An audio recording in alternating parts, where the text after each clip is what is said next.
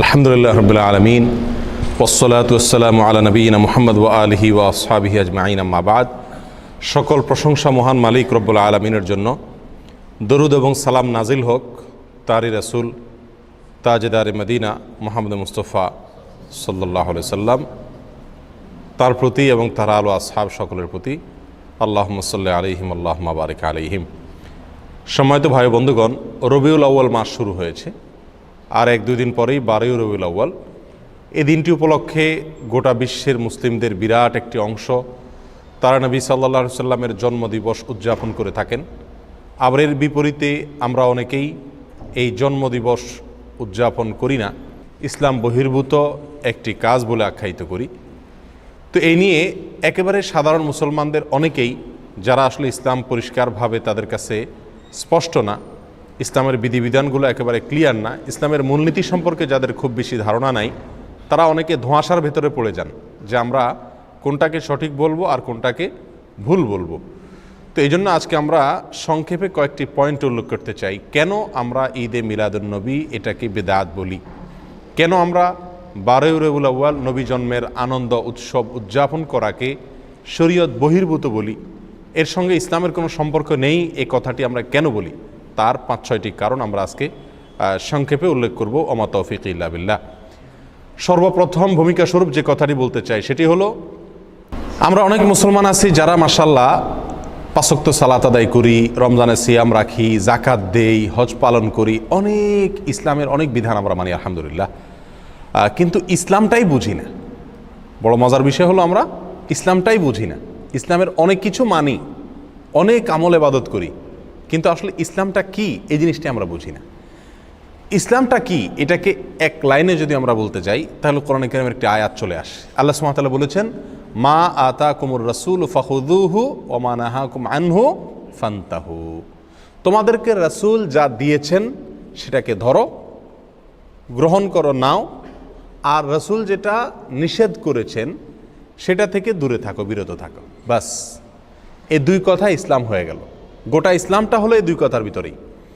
নবী সাল্লাল্লাহু আলাইহি সাল্লাম যা দিয়েছেন সেটাকে ধরো, আঁকড়ে ধরো, আর নবী সাল্লাল্লাহু আলাইহি সাল্লাম যেটা থেকে বিরত থাকতে বলেছেন, নিষেধ করেছেন, সেটা থেকে বিরত থাকো, দূরে থাকো। বাস, এই দুই কথার ভিতরে গোটা ইসলাম চলে আসলো। একেবারে ইসলামের যত রকমের ব্যাখ্যা আমরা দেই না কেন, আত্মসমর্পণ করা, সারেন্ডার করা, আল্লাহর সামনে মাথা নত করা, আল্লাহর সমস্ত বিধিবিধান মানা, যত কথা বলি আমরা, এই সব কথাগুলো এই দুই কথার ভিতরে চলে আসছে। ইসলামটাই হলো আসলে কি, নবী সাল্লাল্লাহু আলাইহি সাল্লামকে ফলো করার নাম। তিনি যেটা দিয়েছেন সেটাকে ভালো হিসাবে গ্রহণ করব। তিনি দেন নাই, অন্য কেউ দিছে, সেটা যত ভালো হোক ওইটা ভালো হিসাবে গ্রহণ করব না। এই পয়েন্টটি আমরা অনেকে ধরতে পারি না। আমরা মনে করি যে কাজটা তো ভালো, এই কাজটা তো, অমুক কাজটা তো ভালো, এই কাজটার ভিতরে খারাপ কিছু দেখছি না, এখানে তো গান বাজনা হয় না, এখানে তো কোনো নাচ হয় না, এখানে তো হারাম কিছু হচ্ছে না, তাহলে সমস্যাটা কোথায়? প্রিয় ভাই, সমস্যা হলো আপনি যে কাজটিকে ভালো মনে করছেন সেই কাজটি ভালো হবে তখন যদি এটা নবী করিম সাল্লাল্লাহু আলাইহি ওয়াসাল্লাম আপনাকে দিয়ে থাকেন। তার রেখে যাওয়া, তার দিয়ে যাওয়া বিধান, আমল, সেটা আমাদের জন্য ভালো আমল হিসাবে গণ্য হবে আল্লাহর কাছে। আর যদি তিনি না দিয়ে অন্য কেউ দিয়ে যান, সেটা বাহ্যিকভাবে যত ভালোই হোক না কেন, সেটা কি না, ভালো না। তাহলে এক কথায় ইসলামটা হলো নবী সাল্লাল্লাহু আলাইহি সাল্লাম যেগুলো দিয়েছেন সেগুলোকে একমাত্র ভালো হিসেবে গ্রহণ করা, বাহির থেকে আর ভালো বলে যত ভালো কাজই হোক কোনো কিছুকে অ্যাকসেপ্ট না করা। আর নবী সাল্লাল্লাহু আলাইহি সাল্লাম যেগুলো নিষেধ করেছেন সেগুলো থেকে দূরে থাকা। তিনি ছাড়া অন্য কেউ যদি নিষেধ করেন, তার নিষেধাজ্ঞার বাইরে আর কোনো নিষেধাজ্ঞা যদি কেউ করে থাকে, তাহলে সেগুলোকে নিজের শরীয়ত হিসাবে, শরীয়তের নিষেধাজ্ঞা হিসাবে গ্রহণ না করা। এই দুই কথা হলো কি ভাই, ইসলাম। এই কথাটা যদি আমরা বুঝি তাহলে সেক্ষেত্রে আমরা মিলাদুন্নবীর আলোচনা বলি, আর অনেক আলোচনা আছে যে আলোচনাগুলো আমাদের জন্য বুঝতে কি হবে, সহজ হবে। কিন্তু এই মূল বিষয়টা যদি জানা না থাকে তাহলে সারা জীবন ইসলাম চর্চা করব, কিন্তু ইসলাম কি সেটাই বোঝা হবে না। আল্লাহ আমাদেরকে ইসলামটা বুঝার তৌফিক দান করুন।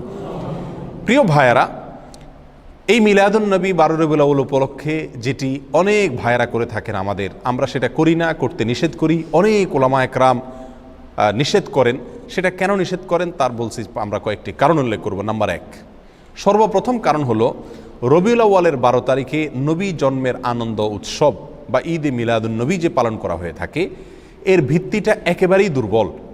নবী সাল্লাল্লাহু আলাইহি সাল্লামের জন্ম রবিউল আউয়ালের 12 তারিখে হয়েছে এরকম মত ইতিহাসের বই পুস্তকে পাওয়া যায়, কিন্তু এর বিপরীত মত বেশি এবং শক্তিশালী। নবী সাল্লাল্লাহু আলাইহি সাল্লামের জন্ম রবিউল আউয়াল মাসে হয়েছে এটা মোটামুটি প্রায় নিশ্চিত, কিন্তু এই মাসের কোন তারিখে হয়েছে সে তারিখটা নিয়ে ইতিহাসবিদদের মধ্যে নানা রকমের মত পাওয়া যায়। সবচাইতে গ্রহণযোগ্য মতগুলোর ভিতরে অন্যতম হলো 9 রবিউল আউয়াল। একেবারে সিরাতে ইবনে হিশাম থেকে নিয়ে রাহিকুল মখতুম পর্যন্ত হাল আমলের নবী সাল্লাল্লাহু আলাইহি সাল্লামের জীবনী, তার জীবন আদর্শের উপরে, তার জীবন চরিত্রের উপরে যত গ্রন্থ রচিত হয়েছে, তার জন্ম বৃত্তান্ত, তার জন্মের তারিখ নিয়ে যত বিশ্লেষণ আছে, তার সবগুলোকে যদি আপনি অ্যানালাইসিস করেন তাহলে দেখবেন যে মোটামুটি রবিউল আউয়াল মাসের 9 তারিখ, 11 তারিখ, 12 তারিখ, বিভিন্ন তারিখ ইতিহাসের কিতাবগুলোতে আসছে। অর্থাৎ রবিউল আউয়ালের 12 তারিখেই তিনি জন্মগ্রহণ করেছেন, এই বিষয়টি কি না চূড়ান্ত না।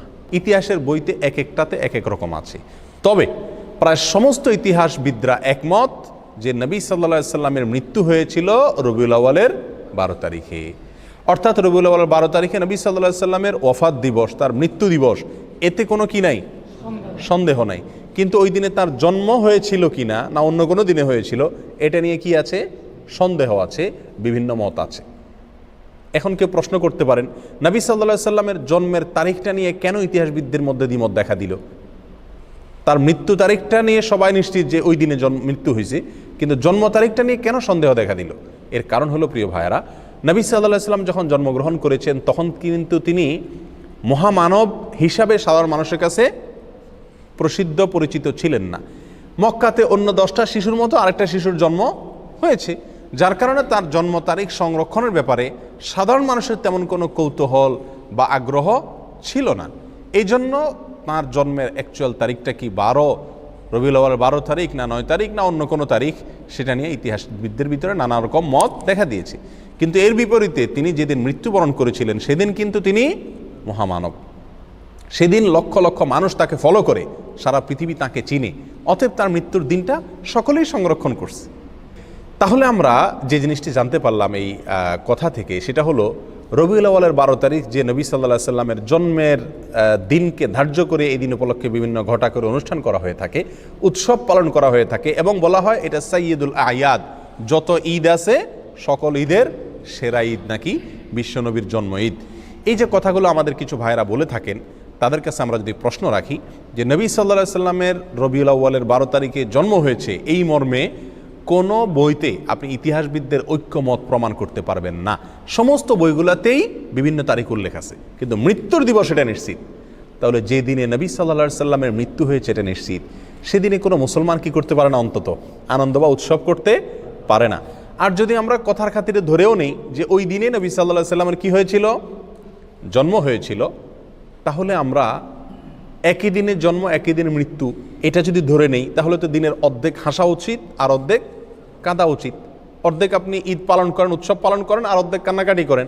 নবী সাল্লাল্লাহু আলাইহি সাল্লামের জন্মকে কেন্দ্র করে আপনি শুধু হাসবেন, তার মৃত্যুর কথা মনে করে কাঁদবেন না, এটা তো চরম লজ্জাস্কর কথাবার্তা, এটা তো চরম আফসোসের কথা, দুঃখজনক বিষয়।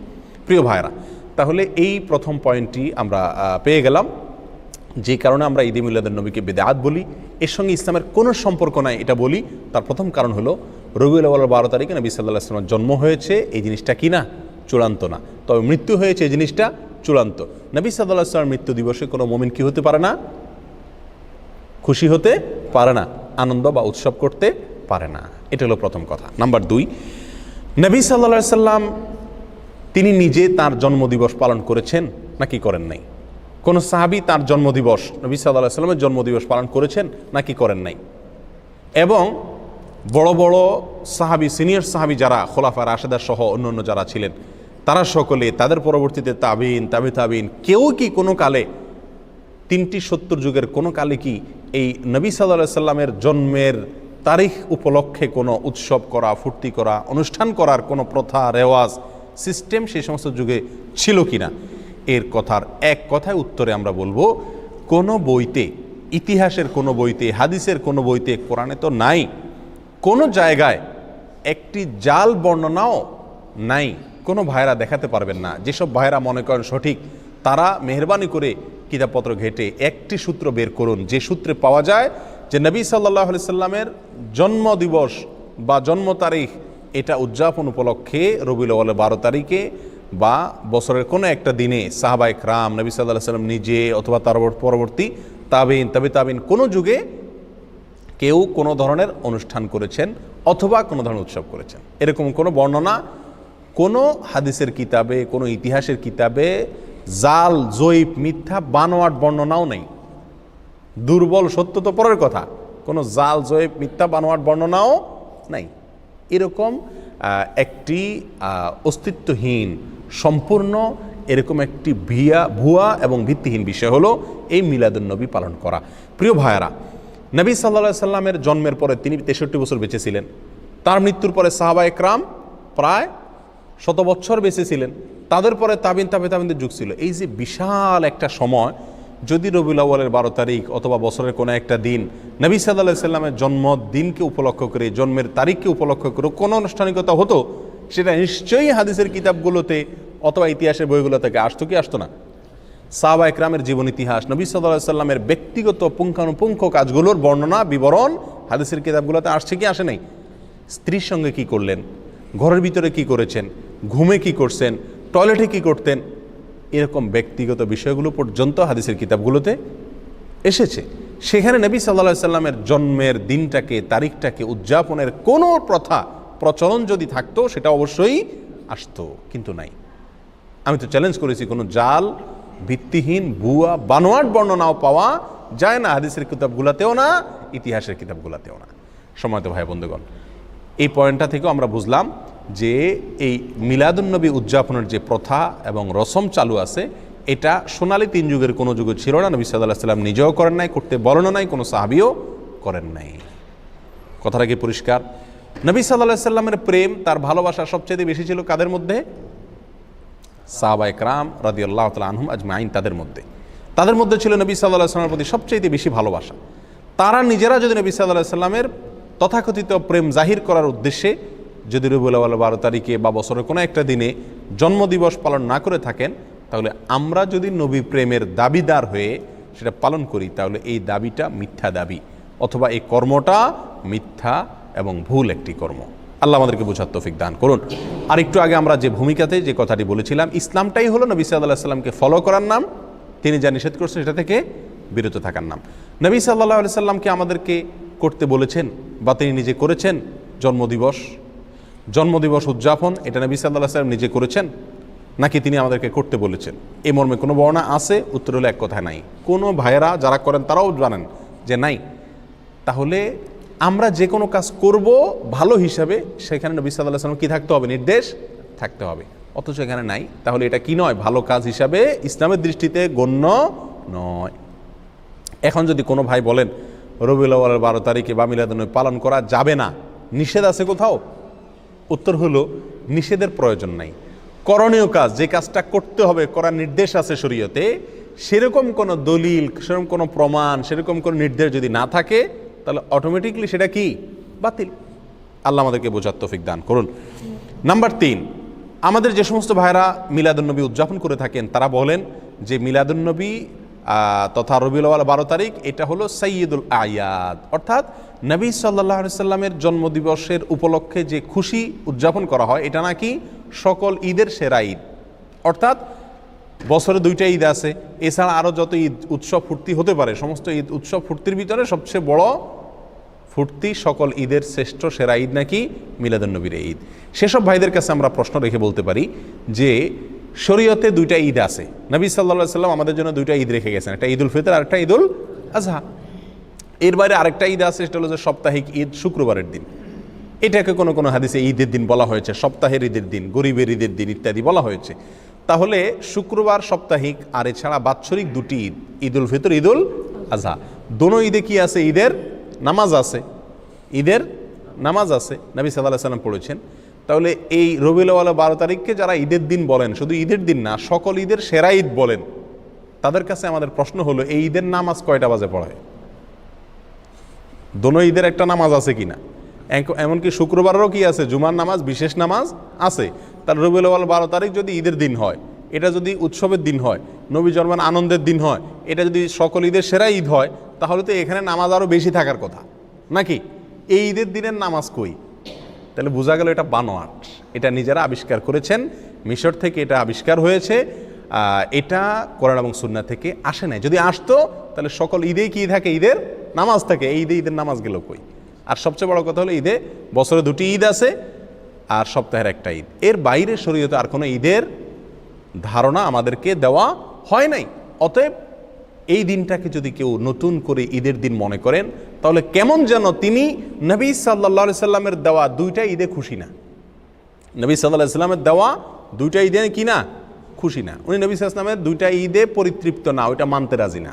এই জন্য উনি আরেকটা ঈদ কি করলেন, যুক্ত করে নিলেন। প্রিয় ভাইয়েরা, এটা যদি সকল ঈদের সেরা ঈদ হতো, তাহলে মদিনায় আসার পরে সাহাবা একরাম যখন নবী সাল্লাল্লাহু আলাইহি সাল্লামকে বললেন, ইয়া রাসূলুল্লাহ, ইয়াহুদিরা তারা তাদের উৎসবের দিন আছে, আমাদের জন্য আপনি উৎসবের দিন ঠিক করে দেন। তারা নবী সাল্লাল্লাহু আলাইহি সাল্লাম সেদিন বলতে পারতেন, ঠিক আছে, তো আমার জন্মদিন তো উৎসবের দিন, এটা তোমরা করো, ফুর্তি করো। কিন্তু তা তো নবী সাল্লাল্লাহু আলাইহি সাল্লাম বলেন নাই। প্রিয় ভাইয়েরা, কোনো জাল হাদিসও নাই। তাহলে বোঝা গেল যে এই তথাকথিত নবী জন্মের আনন্দ উদযাপন করা, এই আনন্দ উদযাপন করা, এটা শরীয়তের ভিতরে আরেকটা ঈদ যুক্ত করা হয়। আর এটা কি বলা হয়, বিদআত। এটা কি বলা হয়, কি বিদআত। নবী সাল্লাল্লাহু আলাইহি সাল্লাম আমাদেরকে বলেছেন, মান আহদাসা ফি আমরিনা হাযা মা লাইসা মিনহু ফাহুয়া রাদ। যে ব্যক্তি আমাদের দিনের ভিতরে নতুন কোনো কিছু সৃষ্টি করবে, আবিষ্কার করবে, নতুন কোনো কিছু যোগ করবে, সেটা প্রত্যাখ্যানযোগ্য, বাতিল, সেটা গ্রহণযোগ্য নয়। অন্য হাদিসে আসছে নবী সাল্লাল্লাহু আলাইহি সাল্লাম বলেছেন, ইয়াকুম ওয়া মুহদাসাতিল উমুর ফাইন্না কুল্লা মুহদাসাতিন বিদআহ ওয়া কুল্লু বিদআতিন দালালাহ ওয়া কুল্লু দালালাতিন ফিন্নার। তোমরা সকল নতুন আবিষ্কার থেকে বেঁচে থাকবে। নতুন যত আবিষ্কার আছে ইসলামের নামে, দ্বীনের নামে, সেগুলো সবগুলোই বিদআত।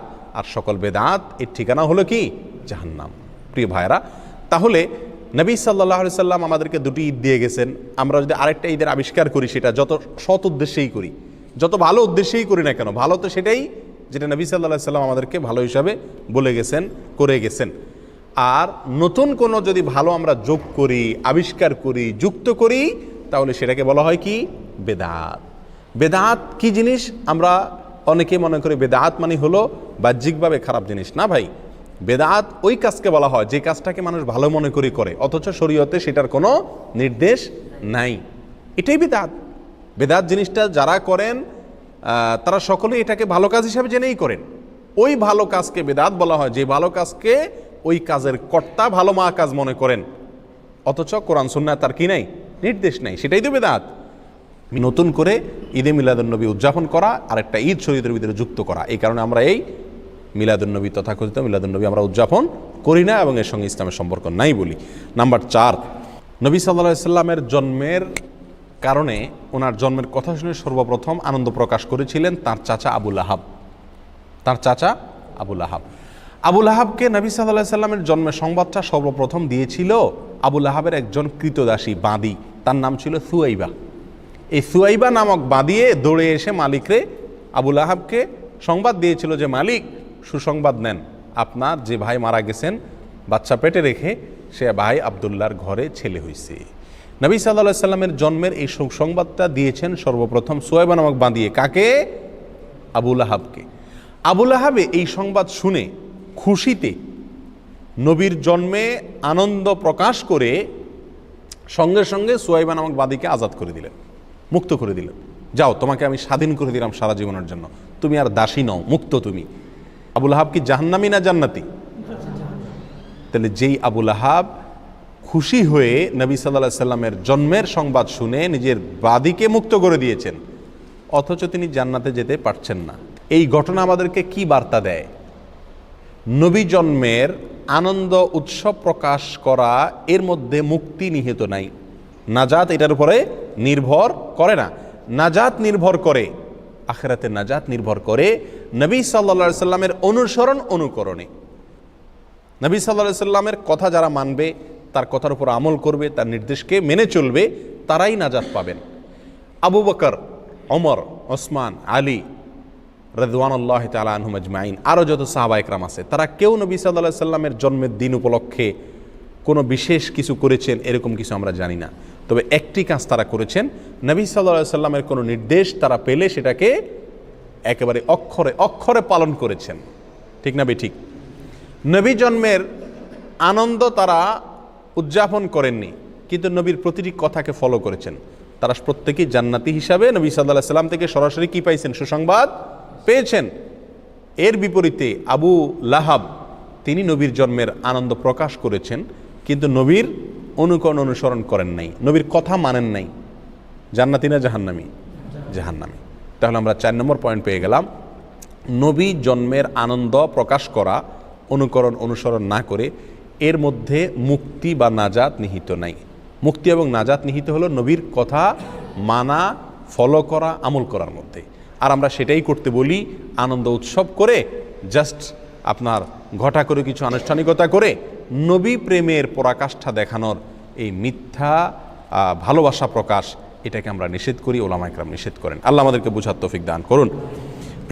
নাম্বার 5, নবী সাল্লাল্লাহু আলাইহি সাল্লামের জন্ম এটা আসলে পালন করার বিষয় না। পালন করা মানে অনুসরণ করা, অনুকরণ করা, নাকি?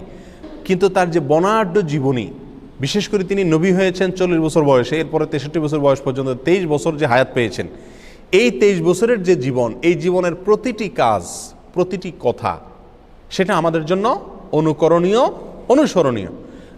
ইহুদিরা, খ্রিস্টানরা তারা যে সমস্ত কাজ করে, আমরা তার অনেকগুলোকে আমাদের ধর্মের ভিতরে ধর্মীয় কাজ হিসেবে আমরা সেটাকে আমদানি করছি। নবী সাল্লাল্লাহু আলাইহি সাল্লাম বহু বছর আগেই বলে গেছেন, লা তাত্তাবিউন্না সুনানা মান কানা ক্বাবলাকুম, তোমরা তোমাদের পূর্বে যে সমস্ত জাতি গত হয়ে গেছে তাদের অনুসরণ করবা, একেবারে শিবরান বিশিবরিন ওয়া যিরাআন বিযরাইন, বিগতে বিগতে, হাতে হাতে। তারা যদি গর্তে ঢুকে তোমরাও যায় গর্তে ঢুকবা, এরকম তাদেরকে অনুসরণ করবা।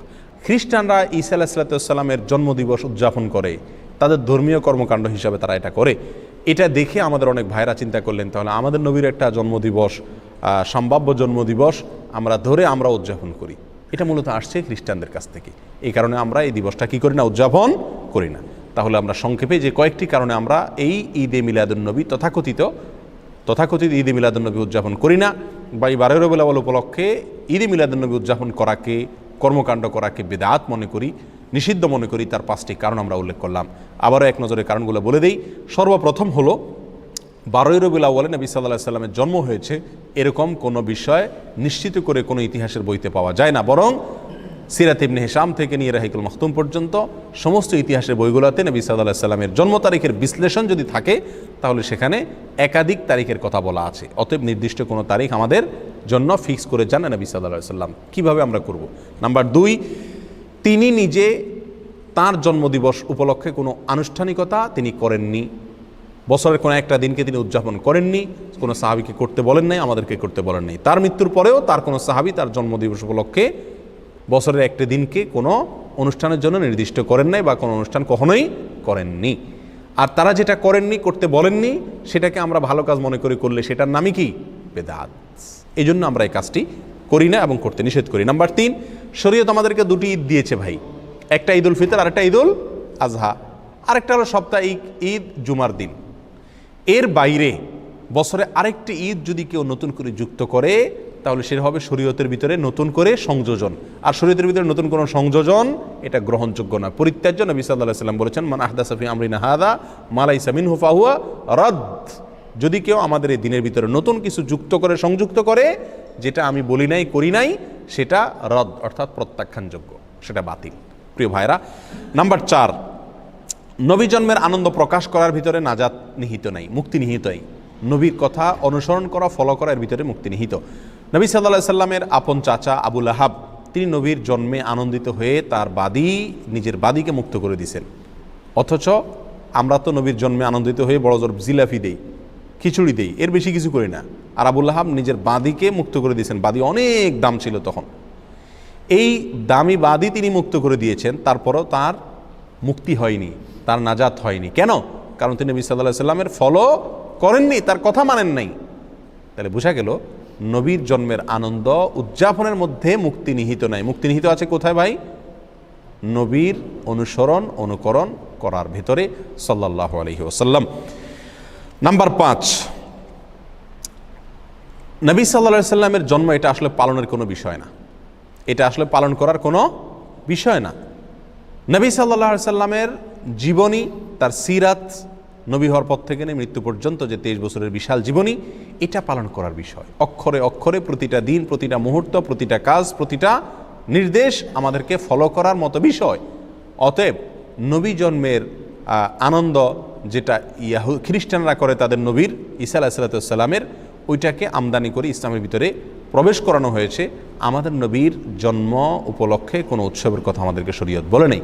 আর এই সমস্ত কারণে আমরা কি করি না, এই তথাকথিত ঈদে মিলাদুন নবী এটা উদযাপন করি না।